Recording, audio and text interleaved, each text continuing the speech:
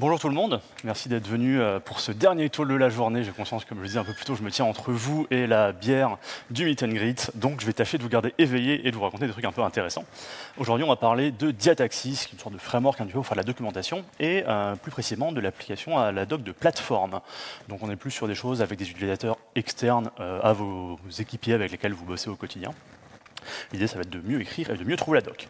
Et en préambule, j'ai un ami qui m'a demandé si j'allais mettre des photos de chats, des images de chats dans mon talk, donc voilà, c'est fait. Je m'appelle Orgix, mais j'ai aussi un vrai prénom, et comme vous l'avez vu, j'ai un humour absolument désastreux. Moi, mon rôle, si vous voulez me mettre dans une case, c'est je fais un boulot de SRE, en tant que staff engineer chez Payfit, qui est une licorne française, une scale-up qui a bien grossi, qui fait de la gestion et l'édition de fiches de paye, un système de SIRH. On fait en sorte que les gens aient des fiches de paye soient payés, c'est plutôt cool. Et moi, mes délires, c'est l'automatisation, Rust, tout l'écosystème Cloud Native et l'open source. Et si vous voulez chercher en ligne, vous trouvez sur Orgix partout et sur Blue Sky notamment à orgix.fr pour les slides à la fin du talk. On va rentrer tout de suite dans le vif du sujet parce que 25 minutes, c'est plus court que je le pensais. Donc, un tout petit peu de théorie. En bref, Diataxis a été créé par quelqu'un qui s'appelle Daniel Prostika ou Prokida, je ne sais pas comment ça se prononce, qui est un anglais néerlandais. Il a bossé là-dessus quand il bossé à une boîte qui s'appelle Divio entre 2014 et 2021. Actuellement, il est directeur of engineering chez Canonical.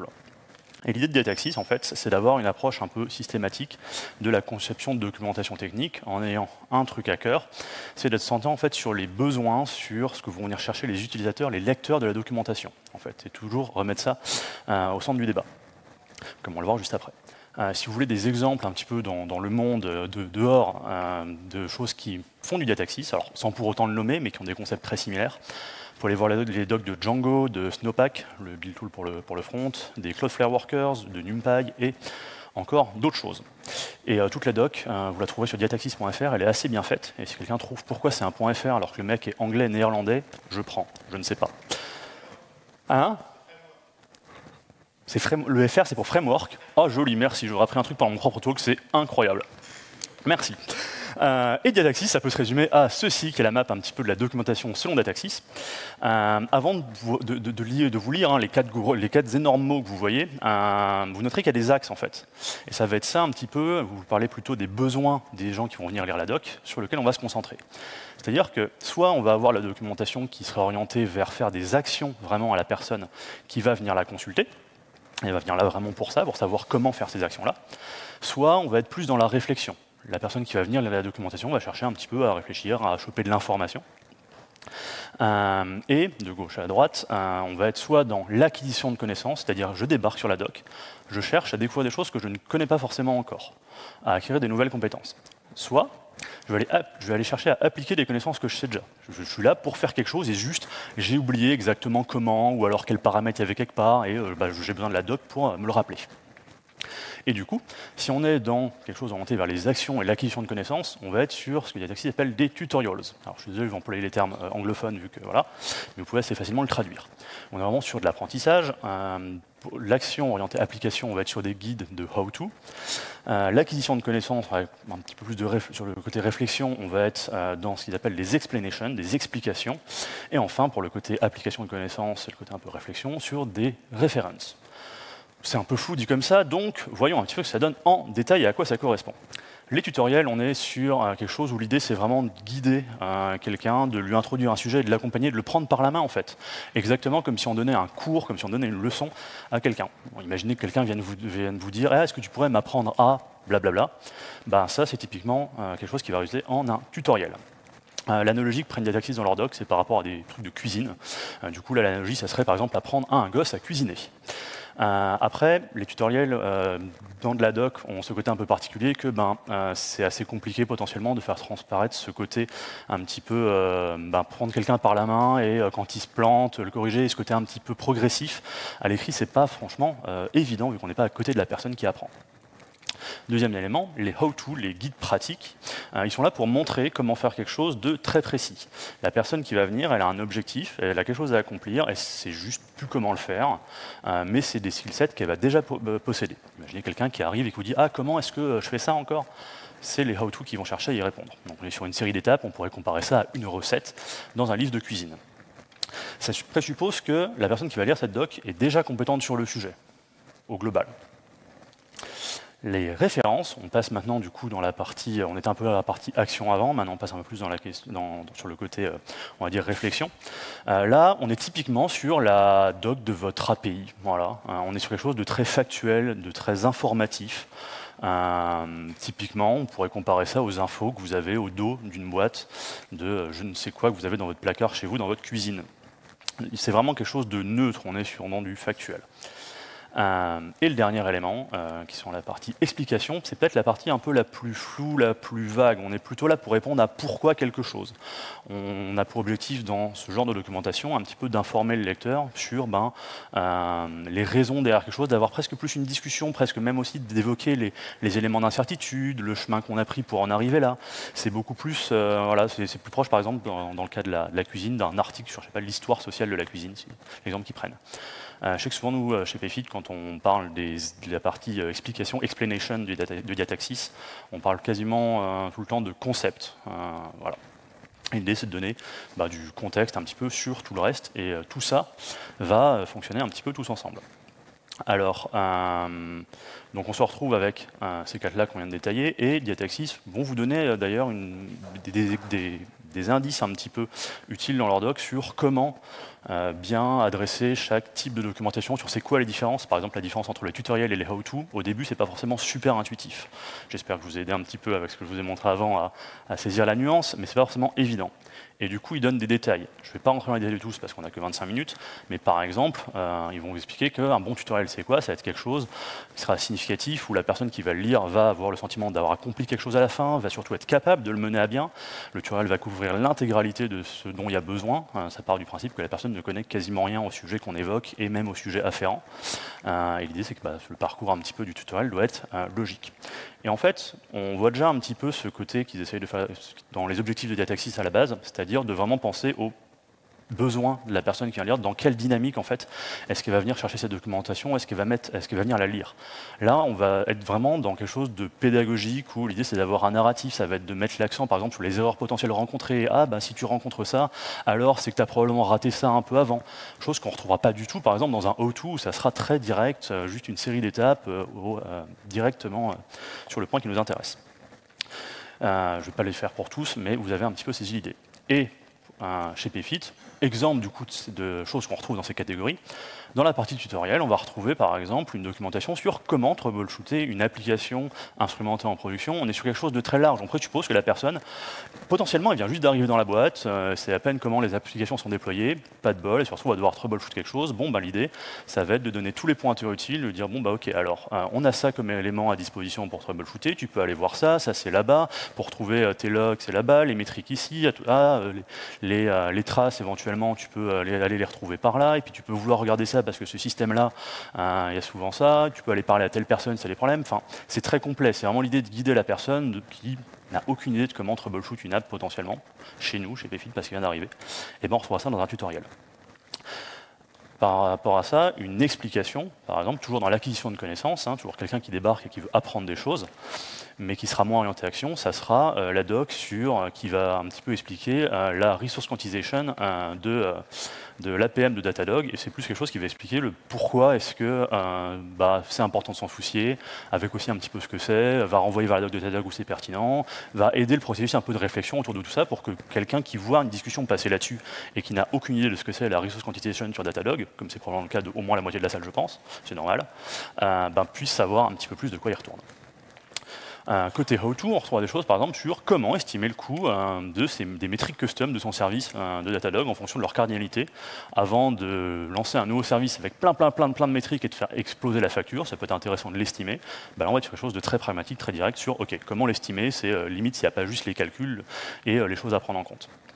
Et enfin, pour le côté référence et concept, pour venir compléter tout ça, on va avoir des choses dans notre doc sur, par exemple, les conventions de nommage pour les métriques custom, les durées de rétention qui sont mises par défaut pour tout le monde. On est vraiment sur du factuel, c'est configuré comme ça se passe comme ça, point barre. En quoi ça nous aide de raisonner un peu comme ça? Ça nous aide pour 2 points. C'est un peu dans le titre du talk. Ça nous aide d'un côté pour l'écriture de la doc, parce que du coup, ça permet un peu de se mettre dans l'état d'esprit approprié par rapport à ce qu'on cherche à documenter. C'est-à-dire qu'on va pouvoir adapter les formulations en fonction de si on fait un tutoriel ou une référence, ça ne va pas être la même manière d'aborder les choses. Ça permet soi-même d'ailleurs de un petit peu se reposer la question de ok, en fait, pourquoi est-ce que j'écris cette doc là et pas tomber juste dans le bon, j'écris cette doc là parce que j'ai ma definition of done qui me dit ah, il faut écrire de la doc, du coup j'écris un truc que même moi j'aurais pas envie de lire, super. Non, ça facilite un peu la démarche de se poser la question ok, la personne qui va lire ça, dans quelle démarche elle vient, qu'est-ce qu'elle cherche à avoir. Et ça facilite d'ailleurs le côté un peu review de la doc. Alors je parle de review, mais même dans la durée, de repasser sur la doc plus tard pour voir un peu ce qui serait plus à jour. Typiquement, ça sera potentiellement souvent le cas sur des références, probablement moins sur des explications. Et pour la consultation de la doc, pour nos chers lecteurs, ça leur permet notamment de trouver les choses un petit peu plus facilement parce que c'est mieux structuré, c'est plus clair. Et en plus de ça, vu qu'on va écrire notre documentation pour des besoins spécifiques, ça permet aussi à la personne qui va venir le lire d'avoir ce qu'elle vient chercher, de ne pas se retrouver embarquée parce qu'en fait, elle voulait juste trouver un point de configuration et en fait, elle se retrouve embarquée dans une explication de pourquoi on utilise cet outil-là dans la boîte, etc. Je ne sais pas si vous l'avez déjà vécu, mais en tout cas, on en avait pas mal, les docs comme ça. Et puisque Dataxis dit dans leur doc de ne pas attendre de comprendre avant de commencer à essayer de le mettre en pratique, on va rentrer un petit peu dans le concret. Et je vous parlais un peu de la doc de Payfit. Alors, c'est une longue histoire que je vais essayer de vous raccourcir. Il y a beaucoup d'allers-retours. La doc de Payfit en 2020, à quoi ça ressemble ? Ça ressemble à chaque équipe qui fait sa documentation un petit peu dans son coin. Je parle vraiment de la documentation technique ici. Il y en a qui le mettent dans Notion, par exemple, chose qu'on utilise de toute façon pour les documentations un peu plus transverses. On ne va pas aller demander au RH de commit leur doc éventuellement interne sur Git. Mais il y a des gens qui faisaient leur doc tech sur Notion, et il y en a qui faisaient du MKDocs, qui allaient builder une image Docker avec ça, la déployer, exposer un petit site avec la doc de leur API et la doc de leur service et compagnie. Le truc, c'est que globalement, il n'y a pas grande valeur ajoutée à ce qu'ils s'embêtent à aller faire leur pipeline pour aller builder et déployer ça. Outre ça, on finissait avec plein d'URL pour chaque point de doc. Donc quand vous débarquez dans la boîte, vous sortiez votre meilleur Pokédex et vous accumuliez les URL de doc dans vos bookmarks pour espérer pouvoir les retrouver après. Pas super pratique. Et impossible de rechercher à travers toutes ces docs un petit peu éparpillées. En 2021, Backstage a débarqué. Enfin, pas tout seul, on l'a gentiment invité, on l'a déployé et compagnie. Backstage, qui est un dev portal open source fait par Spotify qu'ils ont donné à la CNCF, la Cognitive Computing Foundation. À la base, on y a plutôt été pour le côté vraiment développeur portal au sens service catalogue, avoir une liste des services, de qui les own, de c'est quoi les relations entre eux, etc. Le côté vraiment metadata. Et pour ses capacités de scaffolding, d'aller mettre une petite UI pour aller abstraire et automatiser certaines actions que les développeurs peuvent avoir à faire de temps en temps. Mais il se trouve que Backstage, il sait aussi render, il sait aussi afficher du MKDocs. On va voir juste après comment. Maintenant, gardez en tête que Backstage, c'est presque plus un framework pour faire des dev portal qu'un outil clé en main. Foncez pas dessus en vous disant super, ça sera nickel demain, ça sera probablement pas le cas. Il y a pas mal de bidouillage. À quoi ça ressemble? L'enrôlement de la doc du coup dans Backstage pour une équipe de développement. Premièrement, ils écrivent leur doc en Markdown dans leur repo. Puis ensuite, ils mettent, 1, 2, 3, 4, 5 lignes, oui, j'ai dû les compter, dans leur pipeline de CI, avec une org circle CI qu'on leur met à dispo pour dire, au fait, la doc, là, dans mon repo, qui est dans Docs, c'est du Markdown, et je veux que ça aille là-bas dans le dev portal.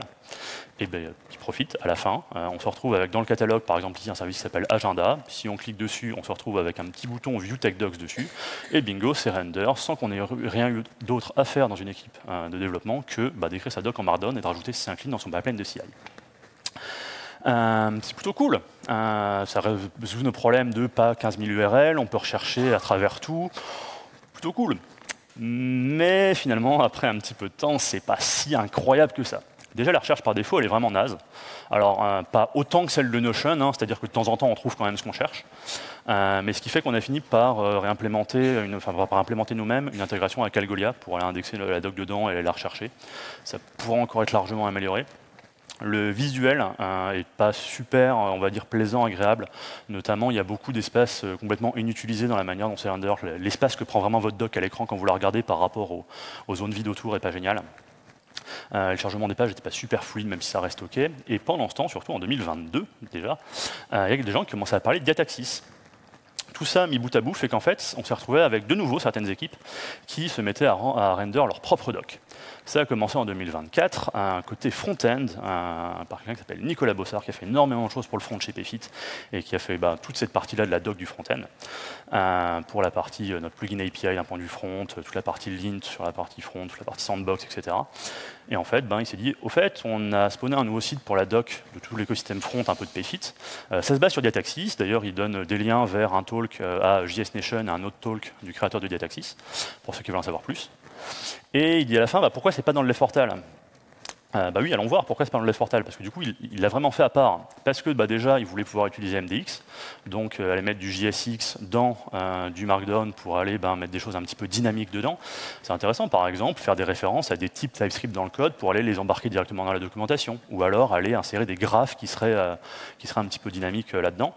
Et il y avait aussi un côté sur la recherche, puisqu'effectivement, elle est vachement meilleure. Pourquoi? Parce qu'en fait, derrière tout ça, ça se base sur deux choses. Ce qu'il a fait, ça se base sur Astro, qui est un framework JS pour faire des choses un petit peu orientées sur le contenu, et sur autre chose qui en fait se base sur Astro, qui s'appelle Starlight, dont le logo est effectivement complètement flingué, mais c'est une étoile globalement avec écrit Starlight, qui est en fait du Astro mais pensé pour de la doc. Et derrière, c'est utilisé quelque chose qui s'appelle PageFind pour la recherche. Honnêtement, ça marche vachement bien. J'aurais aimé vous faire une démo, vous montrer, vous naviguer un peu dans le truc, mais il nous reste déjà plus de 10 minutes. Donc globalement, ça ressemble un petit peu à ça. Vous voyez, il y a déjà d'ailleurs la map un petit peu de Diataxis, ils expliquent comment c'est structuré et tout. Et vraiment, ça marche bien, c'est plaisant à lire, c'est rapide à naviguer, c'est cool. C'est tellement cool que du coup, ça fait des émules. La partie Event-Driven Platform de Payfit s'est aussi mis à faire la même chose, à avoir leur propre site avec Astro et Starlight pour leur documentation.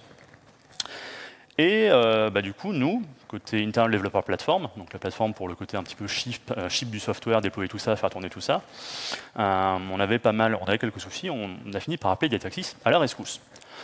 Globalement, ça a commencé par cet ADR. Le contexte, c'est notre doc, elle n'est pas super populaire. De ce qu'on a entendu dire, c'est aussi parce que c'est pas super clair, que ça manque de structure. Effectivement, même nous, on ne retrouvait pas les choses qu'on avait écrites dans notre propre doc.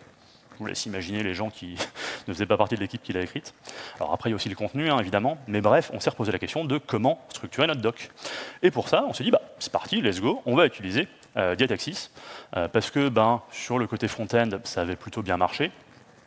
Parce que les catégories que ça proposait semblaient bien correspondre au final en fait au cas qu'on avait dans notre documentation de plateforme, et en plus on avait quelqu'un de Whiskel qui s'appelle Sébastien qui était passé, qui nous a fait une piqûre de rappel sur Diataxis, nous avait rappelé que c'était cool, et du coup c'est parti, on a commencé à adopter ça. Et on n'a pas juste pris les grandes quatre catégories de Diataxis. Ça doit vous parler, ça, le cycle DevOps, le logiciel assez classique. Plan, code, build, test, release, deploy, operate et monitor, et c'est reparti pour un tour. En fait, on s'est basé là-dessus pour sous-structurer la doc. C'est-à-dire que dans chaque partie, explanation, how to, reference et tutorials, on a globalement des sections par rapport à cette étape-là du cycle de vie de l'application et en gros de la développeur de journée. Ce qui facilite le fait, quand on se pointe sur la doc, de se dire ok, qu'est-ce que je cherche à faire? Globalement, je cherche à faire quelque chose qui est sur ce cycle-là. On n'a juste pas fait la partie plane, ça reste côté product. On n'a pas documenté grand-chose là-dessus. Et les sections actuelles qu'on a, du coup, sachant qu'en dessous, il y a des pages de doc, c'est développer localement, documenter des trucs techniques, build des artefacts, déployer de l'infra, assurer la reliability de l'application, exposer des workloads, les auditer, les observer et les troubleshoot. Il y a encore beaucoup de problèmes de clarté un petit peu à porter. On se retrouve encore à avoir des fois des nouvelles catégories qui apparaissent un peu magiquement. Donc il y a un peu une vigilance permanente à avoir là-dessus. C'est quelque chose au final qu'on essaye un peu de garder vivant, et il faut quand même faire gaffe à ce que ça ne reparte pas complètement en sucette. Côté migration, en haut, c'est le diff entre avant et après sur le repo Git en question. On est sur 392 fichiers modifiés, beaucoup d'éditions, beaucoup de suppressions. Et en fait, ça a vraiment été un vrai travail de repenser et de refactorer la doc selon Diataxis.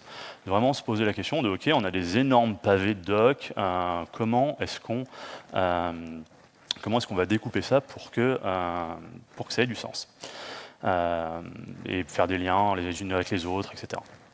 Deuxième point, que pendant qu'on a fait cette migration, on a porté une attention assez particulière à l'expérience pour les gens qui lisent la doc, notamment ne pas péter les liens qui existaient déjà. C'est-à-dire quand on bouge des pages de doc, ce qu'on a fait massivement, on met des redirections qui vont bien pour que les gens qui tombent sur des vieux liens dans un historique Slack, par dans une autre doc ailleurs, etc., ils soient bien redirigés vers la nouvelle doc qui parle de la même chose, et qu'on ne se retrouve pas avec des 404 de partout du jour au lendemain.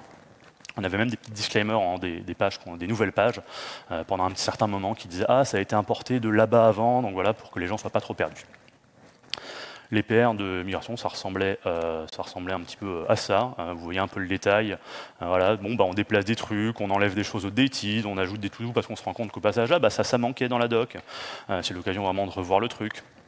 On ajoute ce qui manque, on éclate des choses en plusieurs bouts, en plusieurs fichiers, en plusieurs docs différentes. Et en fait, le résultat, c'est que c'est plus clair. Déjà, quand on fait des nouvelles contributions, je trouve maintenant, c'est plus simple de savoir où je vais aller mettre ma doc et surtout d'écrire quelque chose de spécifique par rapport à ce qu'on cherche à adresser, plutôt que de partir dans des énormes pavés. C'est évidemment plus facile à trouver. Ce qu'on cherche, c'est ce que je vous disais, c'est un peu en même temps l'objectif de base. Mais au passage, ce nettoyage, cette migration, ça nous a permis de faire beaucoup de nettoyage. On s'est rendu compte qu'il y a des trucs, je ne déconne pas, qui étaient documentés 3 fois. On avait écrit la même doc 3 fois, mais c'était tellement le bazar que on ne s'en rendait pas compte. Il y a quelqu'un qui se disait « Ah tiens, ça, il faut documenter ». Et je documente sans aller regarder où c'était, parce que c'était galère de trouver si c'était déjà documenté ou pas. On avait des screenshots de doc upstream qu'on a remplacés proprement par des liens, etc. Bref, beaucoup de nettoyage. Et ça nous a aussi facilité l'identification un peu des trous dans la raquette qu'on avait, des manques dans la doc. Typiquement, si on voit que dans Explanation, on n'a rien dans la partie, je ne sais pas, Observe Workloads, on se doute qu'il y a un trou dans la raquette dans notre doc quelque part. Au final, ça ressemble à ça. Je ne mets pas la partie Backstage d'avant, c'est le doc de notre plateforme qui ont donc resté sur Backstage. Vous avez un peu les catégories à gauche avec ça qui se déroule. Maintenant, qu'est-ce qu'on peut en retirer si on veut vous donner un petit peu des tips basés sur cette expérience? On va speedrun le truc, vous êtes prévenus, accrochez-vous. N'hésitez pas à rediriger vers autre chose, vers de la doc plus spécifique d'un autre projet, vers des autres sections. On a massivement des liens entre les pages de doc pour éviter d'essayer de tout tasser dans la même doc, justement. N'hésitez pas à créer des pages avec des gros to-do dedans pour expliciter le fait que cette documentation-là, en fait, ça aurait du sens qu'on l'ait. Juste, on ne l'a pas pour l'instant parce qu'on n'a pas pris le temps. Quitte à faire du markdown dans GitHub, reposez-vous sur la CI. Par exemple, dans notre CI, on a ces quelques lignes qui vont faire de la détectation de liens morts. Ce qui fait que quand on renomme des pages, quand on déplace des choses, ça nous évite de péter les liens et d'avoir des 404 partout encore une fois. Vous pouvez même en profiter pour aller vérifier la syntaxe markdown et éviter des choses qui ne se renderent absolument pas ou mal. Et ça, on ne l'a pas fait, je pense. On ne devrait pas qu'on le fera, mais je l'avais déjà fait dans une présence précédente. Vous pouvez même mettre du spell check dans votre CI. Si vous voulez, le moteur de spell check de LibreOffice, ça run très bien dans la CI. Comme ça, vous êtes sûr que dans votre doc, vous n'avez pas des choses qui n'ont aucun sens. C'est bête, mais les noms de fichiers adaptés, c'est bien les images avec screenshot underscore, la date de la screenshot, quand vous essayez de vous y retrouver, quand vous bougez des choses, c'est un enfer. Et d'ailleurs, pour les images, au début, on s'était dit « Ah, on va faire ça bien, on va faire un dossier par page de doc, etc. » Non, c'est un enfer dès que vous bougez des trucs, parce que c'est amené un petit peu aussi à bouger quand on fait ce genre de démarche, ça continue de vivre. C'était le bazar et tout, donc globalement, on a plus un dossier image un peu vrac, avec juste des noms qui ont du sens, et tout ça dans Git LFS. Et on a fait des guidelines de contribution qui ont pas mal aidé, donc un peu comme vous avez des contributing.md peut-être sur votre code, avec votre code style et compagnie, c'est pareil, mais pour la doc. Et soyez spécifique quand c'est nécessaire pour éviter autant que possible la confusion. Par exemple, à un moment, on avait des pages sur custom metrics, alors ça peut vouloir dire tout et n'importe quoi selon le contexte. En l'occurrence, ça parlait des Datadog custom metrics. Préciser, c'est important. Voilà. Pour aller plus loin, sur ce qu'on pourrait faire un petit peu mieux, vous aurez peut-être noté que du coup, j'ai parlé d'Astros, de Starlight, etc. On est un peu revenu en fait au problème qu'on avait avant. C'est-à-dire qu'on a de nouveau plusieurs sites avec des gens qui se posent la question de oui, maintenant qu'on a plusieurs sites pour la doc, comment est-ce qu'on pourrait faire ça à travers tous ces sites? Et si on revient sur la doc de notre front-end, sur le côté pourquoi avoir une doc à part plutôt qu'utiliser le left-portal, il y avait une petite partie que vous avez cachée avant qui disait la plupart de cette doc finira probablement quelque part dans le left-portal. Et effectivement, il y a probablement une prochaine étape pour nous qui serait de voir si on ne peut pas, plutôt que d'avoir du mkdoc, avoir Astro et Starfish dans Backstage pour avoir un peu des blocs dynamiques, pour avoir une meilleure recherche, un meilleur look and feel là-dedans, et éviter que chaque équipe pour autant refasse les choses dans son coin. Il faudrait aussi qu'on mesure vachement plus, c'est bête, mais avoir des access logs sur quelles pages sont les plus consultées, quelle page n'a pas été consultée par personne depuis 2 ans. Ce genre de choses, ça pourrait nous aider à mettre l'effort là où il faut, permettre aux gens de donner du feedback, de noter ou de voter un petit peu sur les pages. Pareil, surveiller les résultats des recherches, voir ce que les gens ils cherchent dans la doc. C'est une bonne manière de savoir déjà ce qu'ils ne trouvent pas et ce qu'on devrait écrire, et aussi de voir ce sur quoi les gens se posent le plus de questions. Par rapport au contenu, à la manière de le formuler, je suis un peu passé rapidement pour des raisons de timing, mais c'est bête, mais écrire pour du public text, c'est un skill, ça prend. Il y a des choses d'ailleurs de Google Developers là-dessus, des Tech Writing Courses for Engineers qui sont pas mal. Et on a encore beaucoup de docs à écrire. Non, pour une fois, le to-do dans la slide n'est pas un oubli de ma part, c'est juste qu'on a des to-do dans la doc et qu'il va falloir qu'on s'en occupe. Et on a encore des choses à refacto. Dans tous les cas, la meilleure façon de se lancer avec des taxistes, c'est de l'appliquer, c'est ce qu'ils disent, à quelque chose même de très modeste. Donc je vous invite à pas trop vous prendre la tête, essayer de garder un peu ce que je vous ai dit en tête, d'aller peut-être voir la doc vite fait, et potentiellement de tenter. Nous, ça nous a apporté des choses utiles à la fois quand on écrit de la doc et pour ceux qui la lisent. Donc voilà.